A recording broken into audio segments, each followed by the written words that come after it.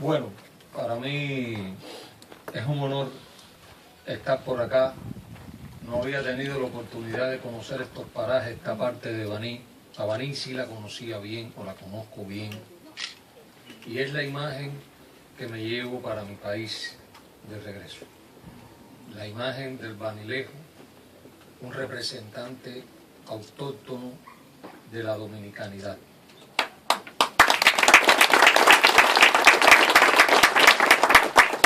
Un representante de la solidaridad, porque en Baní fue donde Fidel estuvo en 1998 y decidió donar de un premio que había recibido él ese dinero, el monto de esa suma, para construir un politécnico en la tierra donde nació el más cubano de los dominicanos, el generalísimo Máximo Gómez. Pero yo quería aprovechar la ocasión, por supuesto, para darle una pincelada breve, no más de 15 minutos, de la actualidad, de lo que está pasando en nuestro país, de la situación, la crudeza y la forma en que se está manejando el bloqueo de los Estados Unidos contra Cuba, que tiene una vigencia total y se recrudece progresivamente en contra de la voluntad de los pueblos del mundo. Aprovechando este espacio para agradecer a través de la solidaridad que hemos tenido siempre de los dominicanos, informándoles, diciéndoles un poco todo lo que acontece en nuestro país, las dificultades que se enfrenta nuestro pueblo. Pero para ello tengo que hacer un pase de revista breve a la historia contemporánea. La historia de Cuba ha sido amenazada por el colonialismo, el neocolonialismo y la injerencia en los asuntos internos de la nación por potencias extranjeras. Los abusos y excesos cometidos por el Imperio Español en su intento por mantener la dominación colonial sobre Cuba dieron al traste con el inicio de la Guerra de Independencia del 10 de octubre de 1868, que comienza cuando un hacendado cubano le daba la libertad a sus esclavos para iniciar la guerra contra España. Comenzaba así el largo camino por la independencia de Cuba hasta el 1 de enero de 1959, con el triunfo de la revolución dirigida por Fidel. Desde ese entonces a la fecha, nuestro país ha defendido su proyecto de nación, su libertad y soberanía a cualquier precio y lo seguirá haciendo.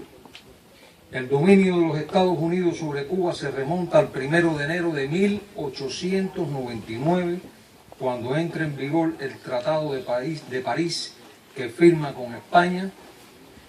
El 10 de diciembre de 1898, después de su entrada en la guerra contra España, cuando ya había sido ganada por los mambises cubanos.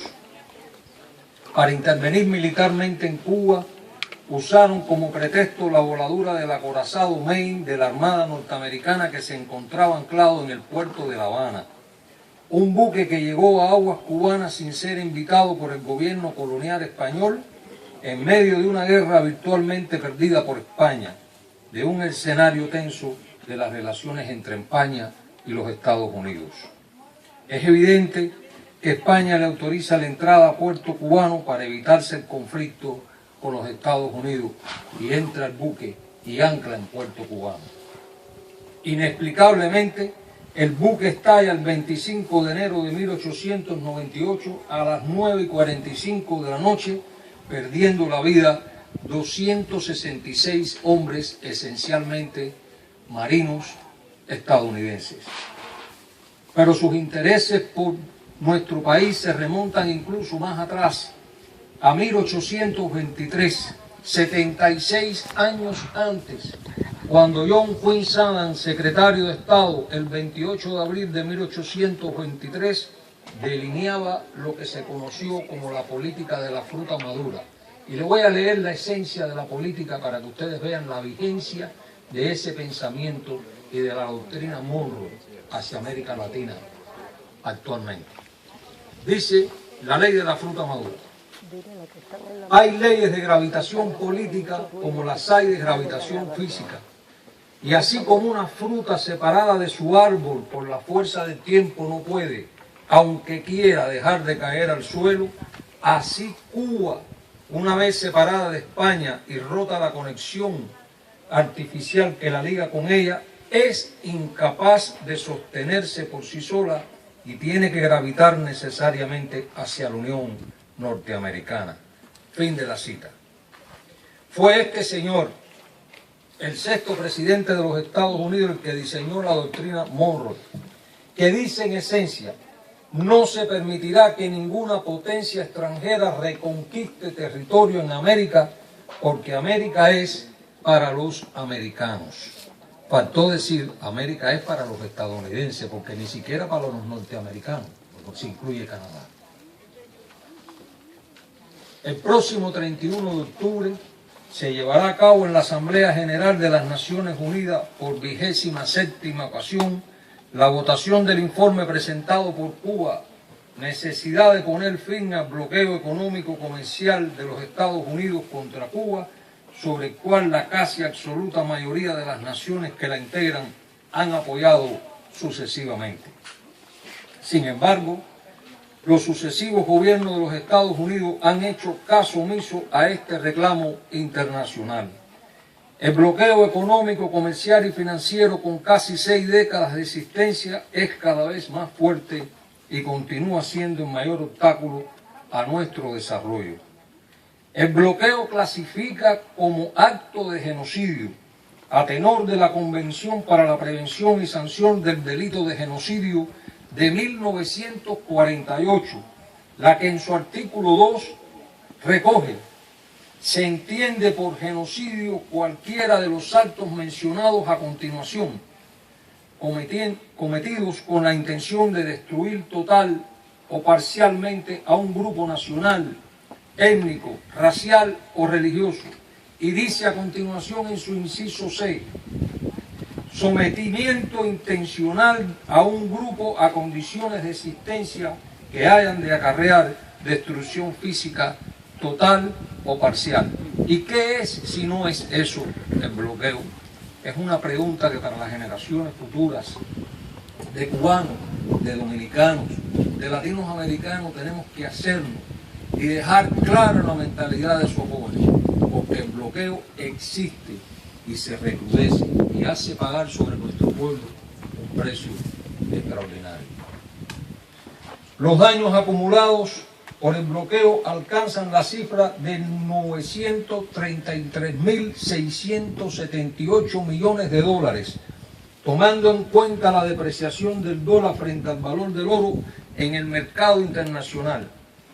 O lo que es similar a decir 134.499 millones a precios corrientes, y solamente en el periodo que transitó de abril del 2017 a marzo de este año, el costo calculado es de 4.321 millones más. La llegada a la presidencia de Donald Trump representó el inicio de un proceso de retroceso de las relaciones bilaterales y de recrudecimiento del bloqueo contra Cuba. Las modificaciones a las normativas sobre la aplicación del bloqueo implementadas por Barack Obama y su postura a favor de la eliminación de esta política fueron revertidas de forma drástica por el gobierno actual. Las decisiones de Donald Trump, precedidas por mensajes y declaraciones negativas durante su campaña electoral, determinaron un proceso de revisión completa de la política hacia Cuba, ordenado por el Ejecutivo en febrero del 2017. El 16 de junio de ese año, 2017, el presidente Donald Trump firmó en Miami el Memorando Presidencial de Seguridad Nacional sobre el fortalecimiento de la política de los Estados Unidos hacia Cuba, que derogó la directiva emitida por el presidente Barack Obama el 14 de octubre del 2016, titulada Normalización de las relaciones entre los Estados Unidos y Cuba. Es decir, un paso atrás de lo que ya se venía avanzando en el gobierno de Obama. se produjo como resultado un cambio notable en la política estadounidense hacia Cuba, con un carácter marcadamente negativo. Los Estados Unidos retomaron la estrategia de recrudecimiento del bloqueo y la subversión contra nuestro país. El 8 de noviembre del 2017, los departamentos de Comercio, Tesoro y los Estados Unidos emitieron nuevas regulaciones y disposiciones en cumplimiento de lo establecido en el memorando presidencial del 16 de junio.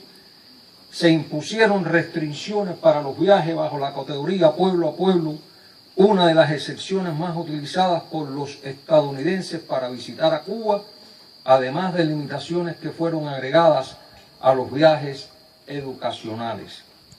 Lo anterior ha incluido durante el 2018 en la disminución de los viajeros a nuestro país, incluyendo las visitas de instituciones académicas y de miles de estudiantes universitarios que viajaban a Cuba para tener intercambio académico con estudiantes y en universidades cubanas. En la misma fecha, el Departamento de Estado emitió una lista restringida de entidades y dependencias cubanas, en la que fueron incluidas 179 empresas con el objetivo de continuar entorpeciendo las relaciones económicas y comerciales de las empresas cubanas con potenciales socios estadounidenses y de terceros países. Sus fines también se dirigen a limitar las oportunidades del sistema empresarial cubano con el resto del mundo, ya que muchas contrapartes extranjeras han interpretado que no pueden concretar negocios o seguir operando con las empresas incluidas en el listado de las 179 que ellos decidieron sancionar. Numerosas empresas de terceros países que son tradicionales exportadores de productos y materiales esenciales para la economía cubana están rehusando actuar como proveedores o están encontrando dificultades adicionales para asegurar el financiamiento que respalde sus exportaciones a Cuba. El costo de este efecto extraterritorial del bloqueo es de decenas de millones de dólares y se traduce en atrasos a los suministros que Cuba compra en el exterior. El efecto extraterritorial de ambos procedimientos discriminatorios seguirá afectando el desarrollo económico de Cuba y las oportunidades de su compañía, incrementando el temor de la comunidad empresarial internacional a establecer vínculos con Cuba. Eso es lo que nosotros los cubanos le llamamos el riesgo Cuba, que es consecuencia de las presiones y de la persecución financiera que el gobierno de los Estados Unidos tiene sobre empresas no solo estadounidenses, sino de terceros países para que hagan negocio con Cuba. Y eso constituye sin duda un obstáculo al desarrollo de las relaciones comerciales entre Cuba y el resto del mundo.